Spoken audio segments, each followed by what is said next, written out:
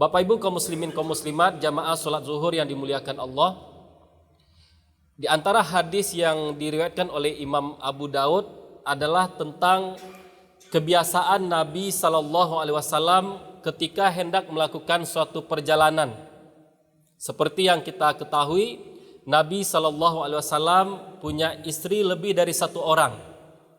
Biasanya ketika akan melakukan perjalanan, Nabi akan mengundi siapa di antara istri beliau yang akan mendampingi perjalanan beliau. Kalau kita lihat ini di antara bentuk jeniusnya Nabi dalam menerapkan keadilan dengan cara mengundi siapa yang akan mendampingi beliau. Kenapa kita katakan mengundi ini adalah cara jenius dalam menerapkan keadilan? Di antara istri Nabi yang terpilih namanya dalam undian, tentu dia akan sangat senang, dia akan bahagia karena akan mendampingi Nabi dalam perjalanan. Sementara istri yang lain yang namanya tidak terpilih ketika diundi, mereka tidak akan kecewa. Mereka tidak akan merasa kalau Nabi pilih kasih, kalau ini lebih dicintai, lebih disayangi oleh Nabi. Karena yang akan mendampingi Nabi diambil secara undian. Suatu hari Nabi akan melakukan perjalanan, maka diundilah di antara istri-istri beliau. Dan ditakdirkan ketika itu nama yang terundi adalah Sayyidah Aisyah. Dalam perjalanan pulang dari perjalanan ini, Nabi meminta kepada rombongan para sahabat untuk berjalan ke depan terlebih dahulu. Tinggallah Nabi di belakang dengan Sayyidah Aisyah. Apa kata Nabi kepada Sayyidah Aisyah? Wahai Aisyah, bagaimana kalau kita berlomba lari? Oke, kata Sayyidah Aisyah. Maka lomba larilah antara Nabi dan Sayyidah Aisyah. Kebetulan ketika itu Sayyidah Aisyah belum terlalu tua, masih muda. Badannya belum berat, dagingnya belum banyak. Maka pertandingan ini dimenangkan oleh Sayyidah Aisyah. Seiring dengan perjalanan waktu, pergantian hari, perubahan tahun, Nabi melakukan perjalanan lagi. Lagi-lagi yang terpilih untuk mendampingi beliau adalah Sayyidah Aisyah. Sama kejadiannya, Nabi minta para sahabat untuk berjalan terlebih dahulu. Nabi tinggal dengan Sayyidah Aisyah di belakang. Wahai Aisyah, bagaimana kalau kita kembali mengadakan lomba lari? Baik, kata Sayyidah Aisyah. Namun hasil perlombaan kali ini berbeda dengan yang pertama. Perlombaan kedua dimenangkan oleh Nabi SAW. Karena seiring dengan pertambahan umur Sayyidah Aisyah, badannya bertambah besar, lemaknya juga bertambah. Dan ketika menang, apa kata Nabi kepada Sayyidah Aisyah? Wahai Aisyah, hadhihi bitilka. Wahai Aisyah, kemenangan saya hari ini untuk membalas kekalahan saya yang sebelumnya. Bapak Ibu kaum muslimin kaum muslimat yang dimuliakan oleh Allah, sangat sering kita sampaikan bahwa dari kacamata agama, Nabi Muhammad SAW adalah seorang nabi dan rasul yang diutus oleh Allah untuk menyampaikan nilai-nilai Islam, untuk mengajak orang bisa beragama Islam, untuk bisa memahami agama Islam yang penuh rahmat bagi alam semesta. Ini tugas beliau sebagai nabi dan rasul, memberikan pencerahan, memberikan hidayah. Kalau kita lihat dari kacamata yang lain, dari kaca politik, Nabi adalah seorang kepala negara. Tidak sekedar nabi dan rasul, beliau juga seorang kepala negara. Tentu kita bisa membayangkan bagaimana sibuknya seorang kepala negara. Kalau di zaman dahulu sebagai kepala negara, Nabi juga mengurus tentang peperangan. Pasukan mana yang harus dikirim, kemudian strategi perang apa yang harus direncanakan, itu dipikirkan oleh Nabi. Belum lagi nanti diplomasi yang lain, berkirim surat kepada kepala-kepala negara yang lain. Ini semua dilakukan oleh Nabi SAW.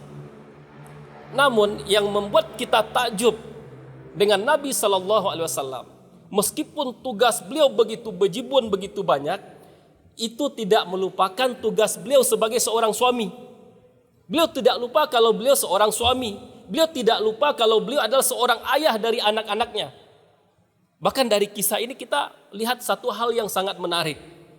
Tidak sekedar lupa kepada tugas sebagai seorang suami, tapi beliau juga bisa berlaku lembut kepada istrinya. Tidak sekedar lembut, berlaku romantis kepada suaminya, padahal kesibukannya luar biasa. Jadi di sini Nabi mengajarkan kepada kita untuk memiliki sikap yang namanya tawazun. berperilaku seimbang. Jangan sampai karena kita hanya fokus kepada ibadah, kita lupa kepada pekerjaan kita, lupa dengan tugas-tugas kita. Kebalikannya juga nggak boleh. Jangan sampai karena fokus dengan pekerjaan, fokus mencari uang dan nafkah, kita lupa dengan ibadah kita kepada Tuhan. Jangan sampai karena begitu nempel kepada istri, lupa untuk bekerja, lupa untuk yang lain.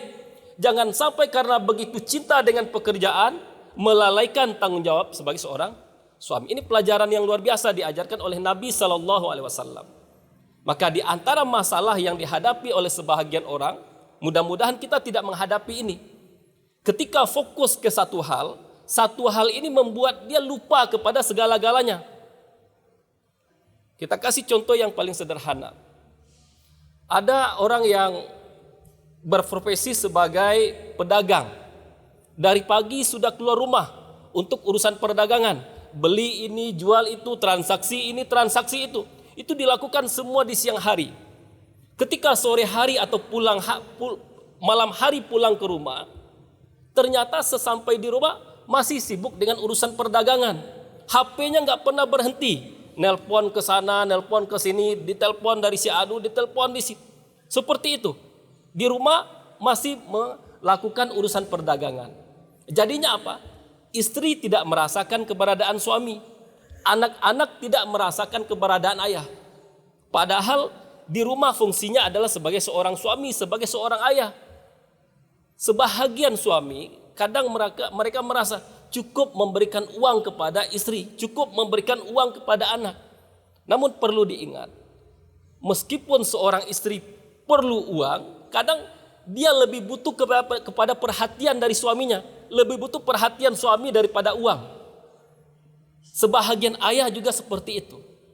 Semua keperluan dan kebutuhan anak dilengkapi. Anak ingin ini diberi, anak ingin itu diberi. Tapi ada satu hal yang tidak diperhatikan.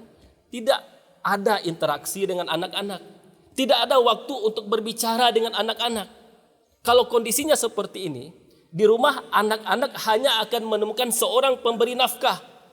Mereka tidak akan bertemu dengan sosok seorang ayah. Karena si ayah hanya memberikan uang belanja, hanya memberikan kebutuhan materi anak, tapi tidak meluangkan waktu untuk anak-anak. Padahal kadang istri dan anak-anak itu bisa bahagia dengan hal sederhana. Keberadaan ayah di rumah, bertanya kepada anak bagaimana kegiatan sehari-hari, bisa membuat anak bahagia. Seorang suami begitu juga kepada istri. Ketika berada di rumah, tanyakan apa yang dilakukan oleh istri seharian. Itu bisa mendatangkan kebahagiaan. Itu contoh sederhana. Contoh yang lain, mungkin ini terjadi bagi kaum perempuan, bagi ibu-ibu. Banyak kaum perempuan, banyak para istri yang begitu suka menata dan merapikan rumah. Ini ditata, ini dirapikan. Tentu ini bagus, akan mendatangkan keindahan. Tapi masalah terjadi ketika perhatian kepada peralatan rumah lebih besar dari perhatian kepada suami dan anak-anak. Maksudnya apa? Benda-benda di rumah tadi tidak lagi untuk digunakan. Tapi tugas istri di rumah, tugas seorang perempuan justru menjaga barang-barang tadi. Ketika disenggol sedikit, ketika tempatnya berpindah sedikit, dia marah kepada suami, marah kepada anak-anak. Artinya dia tidak lagi memanfaatkan benda-benda yang di rumah, tapi sudah menjadi penjaga bagi barang-barang tadi. Ini masalah juga. Contoh yang lain, seorang suami atau seorang laki-laki yang punya hobi membaca, suka menambah wawasan, suka menambah ilmu pengetahuan. Tentu ini baik. Agama kita mengajarkan untuk terus belajar, untuk banyak-banyak membaca, untuk terus menambah ilmu. Yang jadi masalah adalah ketika seorang suami di malam hari ketika berada di rumah justru masih sibuk dengan bacaan. Padahal istri di sampingnya butuh untuk ditanya. Istrinya butuh perhatian. Padahal kalau ditanya saja sedikit bagaimana keadaan, itu membuat istrinya senang. Tapi dia sibuk membaca sampai istrinya tertidur. Tentu ini tidak seimbang. Maka dalam kehidupan ini, dari kisah yang kita sampaikan tadi, Nabi mengajarkan kepada kita bagaimana perlunya kita seimbang dalam hidup. Nabi sebagai seorang Nabi dan Rasul, Nabi sebagai seorang kepala negara, pekerjaan beliau jalan. tapi beliau sebagai seorang suami, beliau juga sebagai seorang ayah dirasakan oleh istrinya, dirasakan oleh anak-anaknya. Maka bagi para pedagang silahkan berdagang, tapi sesampai di rumah ingat beliau ada sebagai seorang suami, sebagai seorang ayah. Bagi ibu-ibu di rumah yang suka memperhatikan, suka merapikan barang-barang, rapikan barang-barang silahkan, tapi jangan dianggap barang-barang tadi seperti berhala-berhala yang harus disembah, yang harus diagungkan. Bagi yang suka membaca, silahkan membaca, tapi berikan juga hak kepada istri. Bagi para suami yang punya banyak teman, yang suka bergaul, silahkan tetap bergaul dengan teman-teman, tapi tetap ada istri di rumah. Barangkali ini yang bisa kita sampaikan. Semoga bermanfaat. Terlebih dan terkurang mohon maaf. Assalamualaikum warahmatullahi wabarakatuh.